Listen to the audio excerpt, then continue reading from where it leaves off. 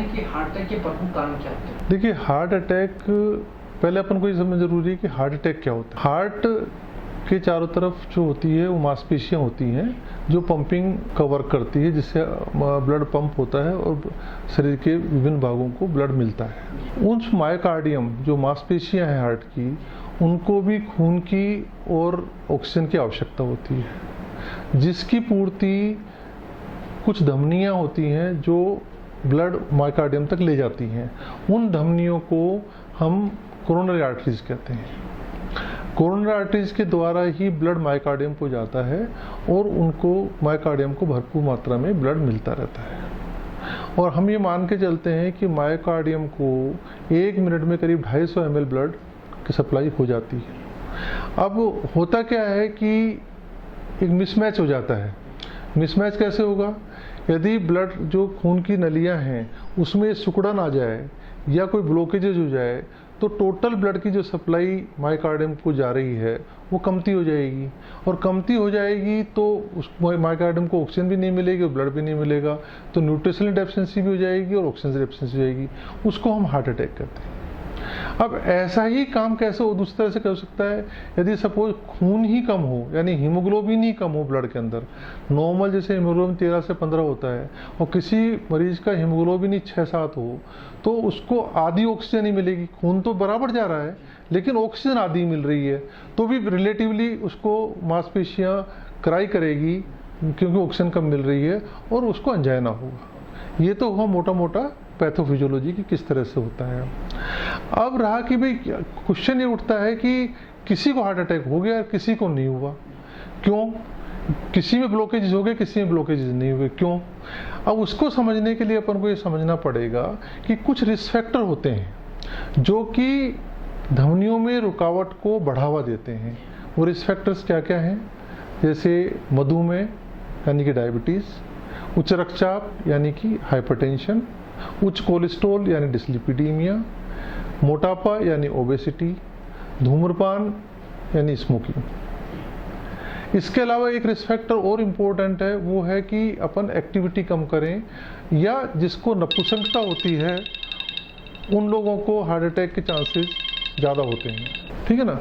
तो अब क्या है कि अपने को ये देखना बहुत ज़रूरी है कि ये रिस्क फैक्टर कैसे काम करते हैं। बेसिकली हार्ट की जो वेसल्स होती हैं, कोरोनरी आर्टरीज होती हैं, उनकी अंदर की त्वचा जो होती है उसको हम एंडोथेलियम कहते हैं।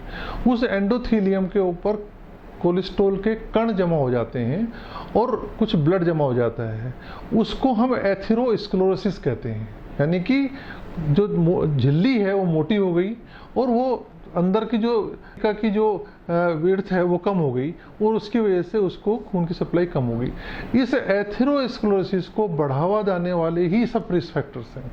जैसे डायबिटीज़ है, यदि नॉर्मल से ज़्यादा होगी तो वो एथेरोस्क्लेरोसिस को बढ़ावा देगी। कोलेस्ट्रॉल होगा तो कोलेस्ट्रॉल ही बढ़ावा देगा।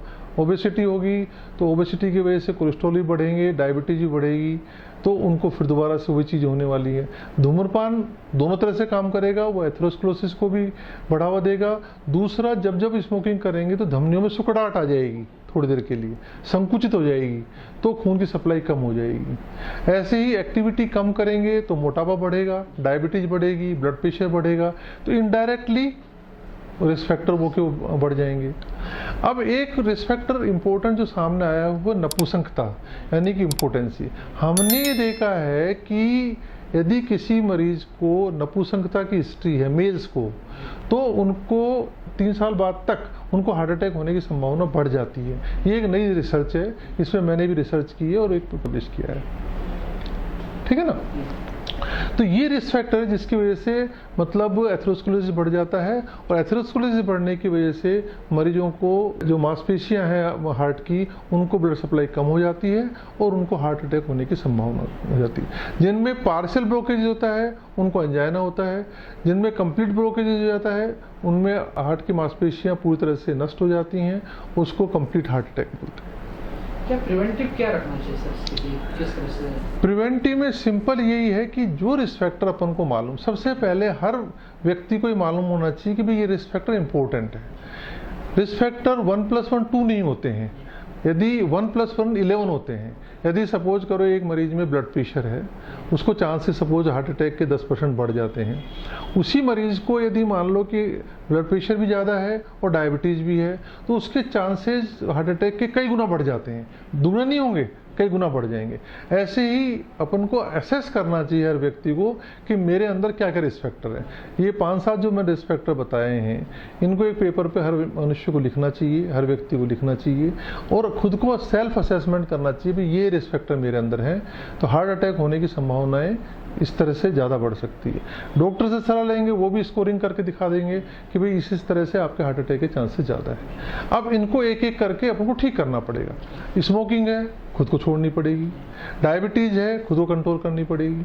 हाइपरटेंशन है, खुद को कंट्रोल करना पड़ेगा। खुद भी कंट्रोल करेंगे, डॉक्टर की सलाह से भी कंट्रोल करेंगे। मोटापा है, उसको मतलब खान पीन से या एक्सरसाइज से अपनों को कंट्रोल करना चाहिए। बहुत से मरीज आते हैं साहब कि मैं कुछ नहीं खाता हूँ लेकिन मोटापा मेरा बढ़ रहा है, लेकिन ऐसा नहीं होता है। कुछ ना कुछ कारण होता है जिसकी वजह से मतलब उनका मोटापा बढ़ रहा होता है।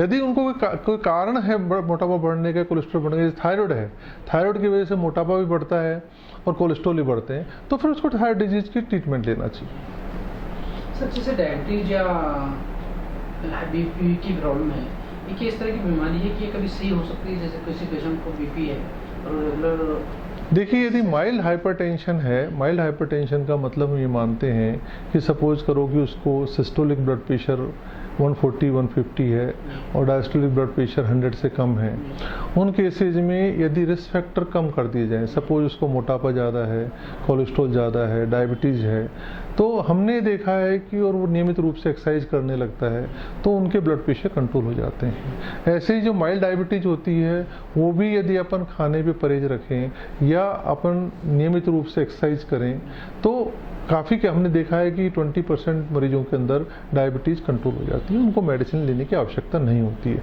पर वो लाइफ लॉन्ग उनको ये हिदायतें जो हैं वो बरतनी होती हैं। लेकिन जो कोई पेशेंट है सर जिसने दवाई एक बार मेडिसिन स्टार्ट कर ली, डायबिटीज की हो चाहे बीपी की हो, तो इन बिटवीन वो मतलब कंट्रोल करने के बाद चीज़ों को मैनेज कर सकता है या नहीं? मतलब उसको कई ऐसे पेशेंट हमारे पास आते हैं कि सर अब 3 बार मेडिसिन चालू कर दी उनकी अपने ब्लड प्रेशर की, डायबिटीज़ की, अब वो आएंगे हर बार देखेंगे नॉर्मल आ रही है शुगर, हर बार आएंगे ब्लड प्रेशर कंट्रोल है, तो वो कहेंगे सर अब मैं दवाई बंद कर दूं क्या, या वो बंद कर देते हैं अपने आप कि भाई हर बार जा रहा हूँ ब्लड प्रेशर कंट्रोल। उनको ये समझना चाहिए कि ये जो ब्लड प्रेशर डायबिटीज कंट्रोल हो रही है वो दवाई की वजह से हो रही है, तो उस उतनी दवाई के ऊपर यदि कंट्रोल है तो वो दवाई बंद नहीं करनी चाहिए। सर महिलाओं में भी क्या हार्ट अटैक के चांसेस कितने परसेंट होते हैं? नहीं, हार्ट अटैक के चांसेस में महिलाओं में जो एस्ट्रोजन हार्मोन सिक्रेट होता है जो कि मेनोपॉज से पहले सिक्रेट होता है, मेनोपॉज के बाद सिक्रेट नहीं होता है, तो उससे क्या होता है कि एथेरोस्क्लेरोसिस जो है वो कम होता है। इसलिए 45-50 ईयर्स से पहले प्री मेनोपॉजल स्टेज के अंदर इंसिडेंस जो हार्ट अटैक के होते हैं वो फीमेल्स में कम होते हैं, लेकिन पोस्ट मेनोपॉजल जब पीरियड उनके बंद हो जाते हैं उसके बाद में चांसेस हार्ट अटैक के मेल और फीमेल में इक्वल होते हैं। सर ऐसे पेशेंट जो जैसे भी अपनी बात होती है कि दवाई लेना बंद कर देते हैं करते हैं, इस तरह के पेशेंट्स को क्या संदेश आप देना चाहेंगे? कि देखिए क्या है कि पेशेंट्स को रेगुलरली अपने डॉक्टर को दिखाना होता है। यदि डॉक्टर को आवश्यकता है कि वो 10 दिन में देखना चाहेंगे तो वो 10 दिन की दवाई लिखेंगे। यदि उनको लगता है कि 1 महीने तक अब देखने की आवश्यकता नहीं है तो 1 महीने बाद तक की दवाई लिखेंगे। लेकिन जब डॉक्टर बताते हैं कि भाई इस तारीख को आना है, उनको बिल्कुल नियमित रूप से डॉक्टर की सलाह के अनुसार सारे कायदे कानून फॉलो करने चाहिए। जैसे रेगुलर जो दवाई लेगा तो चांसेस भी कम रहेंगे, मतलब रिस्क फैक्टर भी कम। यदि कंट्रोल है तो हर बार बुलाने का मकसद ही होता है कि भाई कि यदि मान लो कि उस समय ब्लड प्रेशर या डायबिटीज़ या कोलेस्ट्रॉल कंट्रोल नहीं है तो उसकी दवाई बढ़ाई जाएगी, और यदि मान लो कंट्रोल है तो वो की दवाई चालू की जाएगी, और जो लगता है कि ब्लड प्रेशर और भी ज़्यादा लो हो गया तो डॉक्टर कम कर देंगे दवाई को, या शुगर जैसे ज़्यादा कंट्रोल हो गई है तो शुगर की गोली कम कर देंगे ताकि उनको हाइपोग्लाइसीमिया या बहुत लो शुगर की प्रॉब्लम नहीं हो। डायबिटीज वालों को और क्या क्या मतलब परेशानी हो सकती है, जैसे आंखों में दिक्कत आना, इस तरह की ये कॉम्प्लिकेशंस यही हम मरीजों को सिखाते हैं कि भाई हमारे पास में blood pressure, high blood pressure का, डायबिटीज़ का, इनका इलाज हमारे पास में, लेकिन इनके द्वारा होने वाले जो कॉम्प्लिकेशंस हैं उनका इलाज थोड़ा सा डिफ़िकल्ट हो जाता है। सपोज करो कि डायबिटीज़ और हाई ब्लड प्रेशर दोनों ही आँखों की ज्योति को कम करते हैं, दोनों ही हार्ट में तकलीफ करते हैं, दोनों ही किडनीज को अफेक्ट करते हैं। तो जब तक ये कॉम्प्लिकेशन नहीं हो तब तक वो नियमित रूप से ब्लड प्रेशर को, डायबिटीज़ को कंट्रोल रखेंगे तो ये तकलीफ़ें नहीं होंगी। यदि होने के बाद में उनको वापस से ठीक करना, उन जो ऑर्गन्स डैमेज हो गए हैं उनको ठीक करना बहुत ही मुश्किल काम होता है। और जनरली हमने देखा है कि वो मतलब एवरी टाइम प्रोग्रेस होती जाती है और अल्टीमेटली पेशेंट्स को बहुत परेशानी आती है। सर जैसे बीपी के से कई सारे पेशेंट होते हैं कि जब कभी सिम्टम्स होते हैं बीपी के, तो क्या क्या उनको सिम्टम्स होना जो होते हैं कि देखिए, अक्यूट दो तरह के सिम्टम्स होते हैं। एक अक्यूट प्रॉब्लम लेके आते हैं और एक क्रोनिक प्रॉब्लम लेके आते हैं। अक्यूट प्रॉब्लम में क्या है, जैसे ब्लड प्रेशर सडनली बढ़ा तो उनको हेडेक होगा, चक्कर आएंगे, घबराहट होगी, तो वो पेशेंट जब आते हैं तो उनको वो जल्दी डिटेक्ट हो जाते हैं। जिनका ब्लड प्रेशर तो होता है लेकिन उनको सिम्टम्स नहीं होते हैं, वो फिर क्रोनिक डिजीज लेके आते हैं। कैसे आएंगे? उनकी किडनी खराब हो जाएगी तब आएंगे।